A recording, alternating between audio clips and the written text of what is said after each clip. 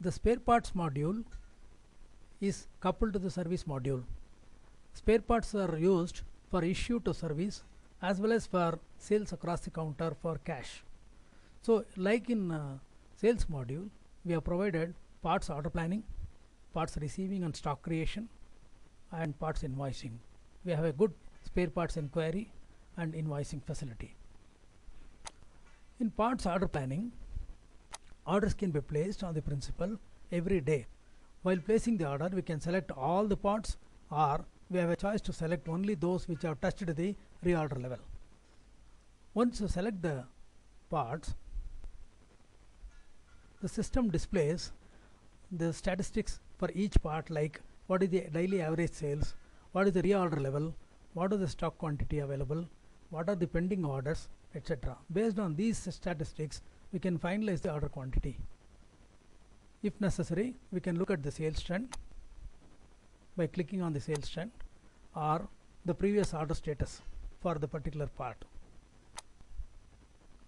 Once we confirm the order details, an order is generated.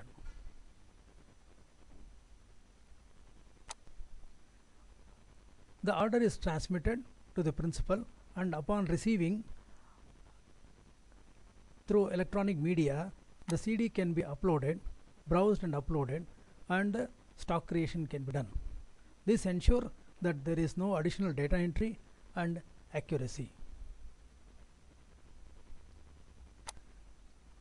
There is a good spare parts inquiry where we can inquire any part required. If you don't know the part number, you can give the part name or partial name, or you can just give enter. It will display all the spare parts in alphabetical order.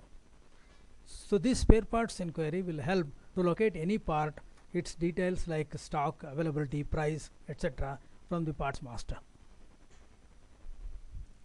Then we go to parts invoicing. In parts invoicing, we have two types of invoice. One is the service for service sales, which is issued against the repair order.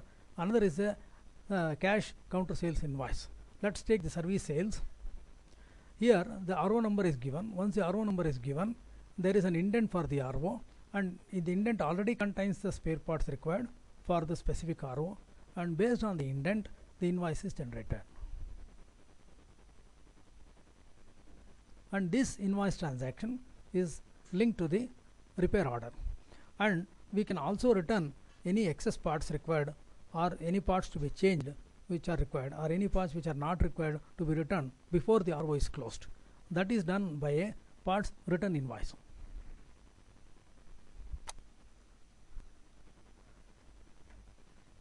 The service invoice takes the net of parts drawn minus the parts returned for billing.